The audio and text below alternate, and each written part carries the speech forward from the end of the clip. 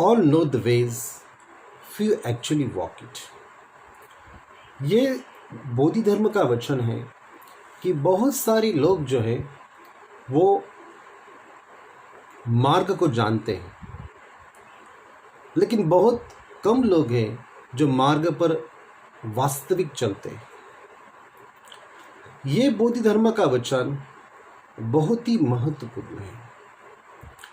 बोधि धर्म एक ऐसे ज़ेन गुरु है कि जिनके माध्यम से ज़ेन की साधना चाइना तक पहुंच गई। बोधि धर्म एक ऐसे श्रृंखला के, ऐसे परंपरा के भिक्षु है जो बुद्ध के समय से बोधि धर्म तक एक सीक्रेट ट्रेडिशन के माध्यम से जपी गई साधना को चाइना में जब बुद्ध धर्म का प्रकाशन करती है तभी पता चलता है कि इस साधना की एक अपनी सीक्रेट परंपरा, एक सीक्रेट सोसाइटी जो है, जो कि बुद्ध ने ही निर्मित की थी। बुद्ध के जो अपने शिष्य थे, उन शिष्यों में जो प्रमुख शिष्य थे जिनका नाम था महाकाश्यप। महाकाश्यप बुद्ध के सीक्रेट सोसाइटी के प्रमुख थे। महाकाश्यप ने एक ऐसी बातों को संभाला है जिन बातों को किसी भी त्रिपिटक में नहीं लिखा है,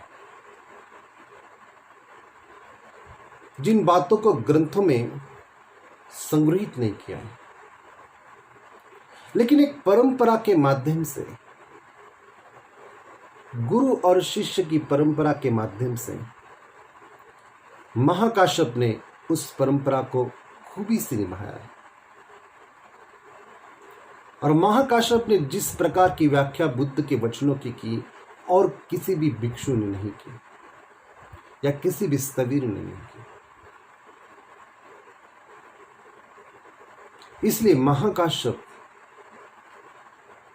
इतने महत्वपूर्ण भिक्षु हैं क्योंकि बुद्ध ने महाकाश्यप के माध्यम से ही जो अपना ज्ञान था,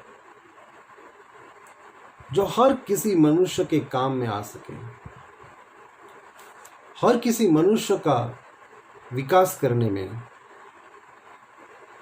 हर किसी मनुष्य के जीवन में बुद्धत्व का प्रकाश निर्माण करने में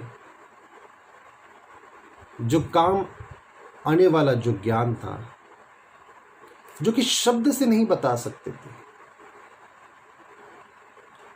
जो कि भाषा के माध्यम से नहीं बता सकते थे, वो बुद्ध ने महाकाश्यप को मौन की परंपरा से बताया।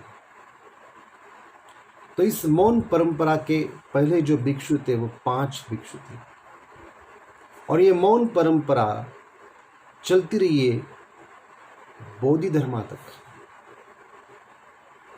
और बोधि धर्म ने उसको बहुत खूबी से जब भारत में इस परंपरा को विकसित करने में कोई व्यक्ति नहीं रहा, तभी बोधि धर्म चाइना चले गए और चाइना में उन्होंने इस परंपरा को विकसित किया, जिसे चाइना में चान कहते हैं और जापान में ज़ेन कहते हैं।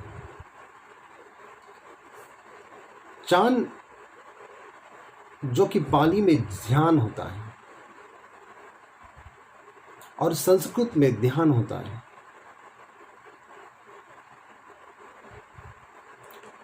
ध्यान शब्द का अर्थ है शून्यता, ध्यान शब्द का अर्थ है शून्यता, और चान शब्द का अर्थ भी शून्यता है, और ज़ेन शब्द का अर्थ भी शून्यता ही है।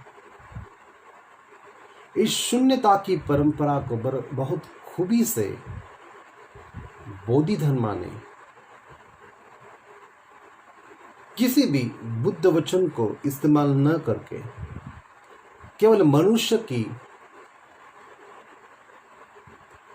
प्रक्रिया को देख के बोधि धर्मा ने इस चांद परंपरा को बढ़ाया। और ये इसलिए महत्वपूर्ण था क्योंकि बुद्ध के वचन का इंटरप्रिटेशन जो है हर कोई अपनी अपनी बुद्धि के माध्यम से करता है, और बुद्धि की अपनी एक सीमा है। जिस समाज में या जिस इर्द गिर्द की परिस्थिति में आप रहते हैं उसके अनुसार आप व्याख्या करते हैं, उसके अनुसार आप बुद्ध वचनों को समझने की कोशिश करते हैं। वो आपका खुद का इंटरप्रिटेशन है, वो किसी साहित्य का इंटरप्रिटेशन होगा। वो आपके बोध से नहीं आता, वो आपकी बुद्धि से, आपकी स्मृति से, आपकी मेमोरी से आता है, वो आपके संस्कारों से आता है। उस अवस्था में आप नहीं है। लेकिन बोधि धर्मा की जो सीक्रेट सोसाइटी की परंपरा है उसमें शब्दों का नहीं, इंटरप्रिटेशन का नहीं, बल्कि सम्यक बोध का ही महत्व ज्यादा है। इसलिए ज़ैन परंपरा में आप देखते, अगर किसी शिष्य को ज्ञान की प्राप्ति हो जाए या किसी गुरु को ज्ञान की प्राप्ति हो जाए, अगर गुरु शिष्य को पूछे या शिष्य गुरु को पूछे कि तुम्हें ज्ञान की प्राप्ति हुई, और शिष्य बिना हिचकिचाए गुरु के मुंह पर एक थप्पड़ मारे और गुरु समझे कि सच में मेरे शिष्य को ज्ञान की प्राप्ति हुई है, वो बुद्धत्व को उपलब्ध हो गया। जो बात शब्दों में हम नहीं कह सकते वही बात अशब्द से, अकृत्य से ज़ैन परंपरा में करते हैं।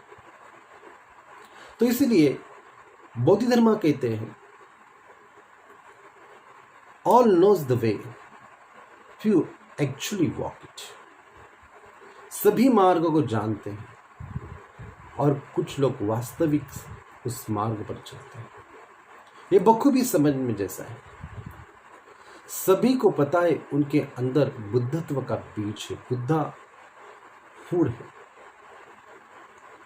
सभी को पता है कि सब बुद्ध बनने वाले, जो कुछ वो खोज कर रहे हैं, चाहे खोज सुख की हो या प्रेम की हो या आनंद की या समाधान की हो, वो किस बात को खोज रहे हैं, किस बात की अतृप्ति उनके जीवन में है, कैसा बहकाव जीवन में। अब अगर सही ढंग से देखें तो आपको पता चलेगा कि वो एक ही चीज को खोज रहे हैं, शायद उनको पता नहीं, लेकिन जिसको वो सुख कहते हैं, जिसको वो शांति और समाधान कहते हैं, जिसे वो ईश्वर की खोज कहते हैं, वो दूसरा तीसरा कुछ नहीं, वो अपने ही आत्मबोध को खोज रहे हैं, वो अपने ही बुद्धत्व को खोज रहे हैं। और अपने बुद्धत्व को खोजना अलग अलग प्रकार से, अलग अलग जीवन की गतिविधियों से, अलग अलग जीवन की प्रक्रियाओं के भौतिक माध्यम से, तब भी वो चीज उनके जीवन में नहीं आती, तब भी उनका जीवन एक रिक्तता से भरा हुआ होता है। क्या कारण होगा? कारण यही है कि जिस बात का वो खोज या अन्वेषण करते हैं उस मार्ग पर वो कभी चलते नहीं। एक कहानी बुद्ध की मुझे याद आती है। बुद्ध के अपने भिक्षु थे जो अलग अलग गांव में भिक्षाटन करने जाते थे, और अलग अलग गांव में भिक्षाटन करने जाते थे। और कभी कभी जब वो विहार आते थे तो चर्चा करते थे। एक बार श्रावस्ती में, जेतवन में, भिक्षु चर्चा कर रहे थे, वार्तालाप कर रहे थे, और उनका विषय थे वो अलग अलग थे। कुछ भिक्षु चर्चा कर रहे थे कि फला गांव का रास्ता बहुत ही सुंदर है, फला गांव का रास्ता बहुत ही खड्डों वाला, पत्थरों से भरा हुआ, कंकरों से भरा हुआ है। उस गांव में रास्ते पर कोई वृक्ष नहीं है, पेड़ पौधे नहीं है, सरोवर नहीं, तालाब नहीं, नदियां भी नहीं है, और फला गांव, वहां का रास्ता भी बहुत अच्छा है, और फलदार छायादार वृक्ष है, वहां पर पेड़ पौधे हैं, पशु पक्षी है, और गांव में जाते समय स्वच्छ तालाब या सरोवर है। बहुत ही सुंदर गांव है। वहां के लोग भी बहुत अच्छे, लेकिन फला गांव के लोग बहुत कंजूस, बहुत ही बुरे और कुरूप है। तो बुद्ध ने उनकी बातों को सुना, और बुद्ध ने उनके बातों के विषयों को देखा, और बुद्ध ने उनको कहा, आप किस मार्ग की चर्चा करते हैं? फला गांव का रास्ता अच्छा है, फला गांव का रास्ता अच्छा नहीं है, इससे क्या होगा? बुद्ध कहते हैं, अगर मार्ग की ही बात करनी है तो जो तुम्हें बुद्धत्व प्राप्ति तक लेके जाएगा, उस मार्ग की प्राप्ति बात करो। मार्गों में श्रेष्ठ वही मार्ग है जो आर्य अष्टांगिक मार्ग है, और वहां के लोग सुंदर है, कुरूप है, कंजूस है या दानी है, इस बात की चर्चा मत करो। चर्चा ही करनी है तो चक्षुमान बुद्ध की चर्चा करो, जिन्होंने ज्ञान की प्राप्ति की। तो बुद्ध की इस कथा से भिक्षु में बोध उत्पन्न हो गया और वो मार्गस्थ हो गया। तो हम भी अपने जीवन में बहुत सारे मार्ग को जानते हैं, चाहे मार्ग शांति के हो, समृद्धि के हो, लेकिन हम वास्तविक उस मार्ग पर नहीं चलते। हम अपने ही बुद्धत्व को नहीं खोजते। तो अपने बुद्धत्व को खोजने के लिए खुद उस रास्ते पर चलना पड़ेगा, और उस रास्ते पर चलने के लिए, उस मार्ग पर चलने के लिए खुद को ध्यान के माध्यम से खुद के जीवन का रास्ता खोजना पड़ेगा। इसलिए ज़हन का एक अपना जो सौंदर्य है, वो सौंदर्य ये है कि ज़हन में जो ध्यान करते हैं वो ध्यान को कहते हैं जाजेन। जाजेन का मतलब होता है सिर्फ बैठना, आंखें बंद करके बैठना।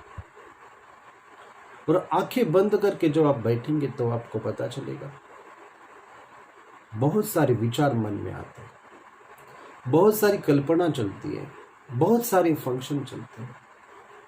कभी शरीर को स्थूलत्व भाव आता है, कभी शरीर हल्का लगता है, कभी आवाजें कान में आती है।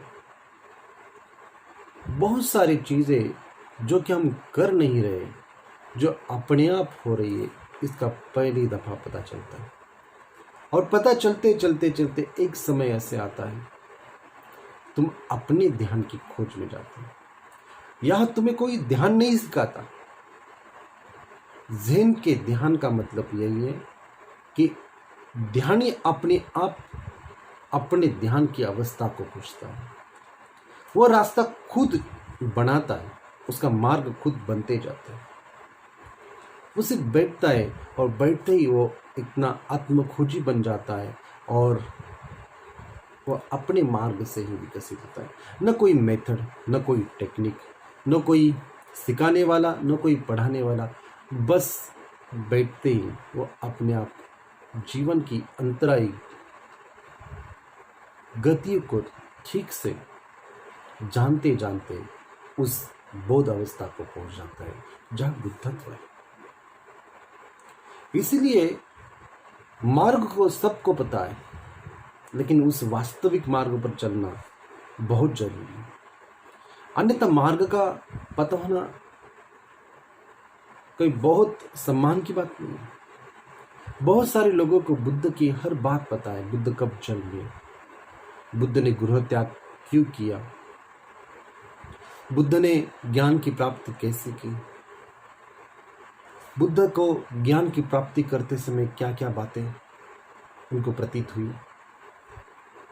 बुद्ध ने प्रतीत्य समुत्पाद को जाना, बुद्ध ने धर्म का ज्ञान दिया, बुद्ध ने अपने पहले पंचवर्गीय भिक्षु को ध्यान दिया। बहुत सारे लोग बहुत सारे मार्ग को जानते हैं, बुद्ध की हर बात को जानते हैं, लेकिन फिर भी वो उस मार्ग पर नहीं चलते।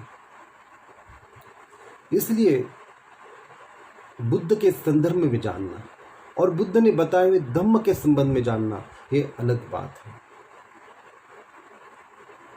और उस मार्ग पर चलना ये दूसरी बात है। उस मार्ग पर चलने के लिए उतना ही साहस, उतनी ही जीवन में उतरने की एक एडवेंचरस स्थिति मन की होनी चाहिए, तभी आप उस मार्ग पर जा सकते हैं। इसलिए इस बोधि धर्म की बात को गहराई से समझें कि all knows the way, few actually walk it. बहुत सारे लोगों को मार्ग का पता है, लेकिन वास्तव उसमें बहुत ही कम लोग उस पर चलते हैं। तो इसलिए इस मार्ग पर चलने के लिए वैसा साहस और वैसे जीवन में अपना एक जीवन का सौंदर्य निर्माण करने के लिए उस मार्ग पर चले। सिर्फ बातें मत कीजिए, उस मार्ग पर सही चले। खुद का खोज, जो आत्म खोजे, उसका साक्षीदार बने, वैसा साक्षी भाव मन में जागृत करें। धन्यवाद।